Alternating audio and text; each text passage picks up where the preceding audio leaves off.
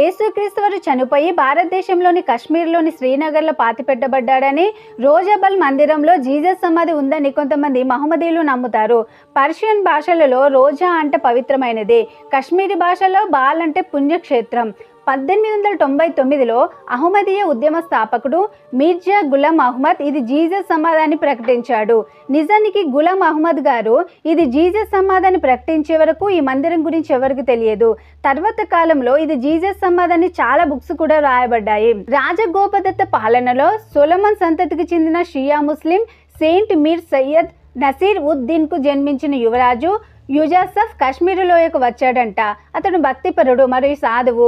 సర్వశక్తిమంతుడైన దేవుడు విగ్రహారాధికులుగా మారిన కాశ్మీరు ప్రజల కోసం యూజాసఫ్ ను ప్రవక్తగా పంపాడని, అతడు తన సమయమంతా ప్రార్థనలో గడిపి ఆయన తుది శ్వాస విడిచే వరకు భగవంతుని గూర్చి ప్రకటించి యూజ్ అసఫ్ సరస్సు ఒడ్డున ఉన్న కన్యన్ను సమాధి చేయబడ్డాడు. అక్కడే మందిరాన్ని నిర్మించారు. దాన్నే రోజాబాల్ అని పిలుస్తారు. క్రీస్తు శకం 871లో ముస్లిం పవిత్ర వ్యక్తి ఇమాం మూసా రాజా వారసుడు మీర్ సయ్యద్ నసిరుద్దీన్ యూజాసఫ్ సమాధితో పాటు అదే ప్లేస్ లో సమాధి చేయబడ్డారని స్థానికులు విశ్వసిస్తారు. అయితే కాశ్మీర్కి జీసస్ వచ్చినట్లు, ఇక్కడ చనిపోయి సమాధి చేయబడినట్లు చారిత్రాత్మకంగా లేదా బైబిల్ ప్రకారంగా ఒక్క ఆధారం కూడా లేదు.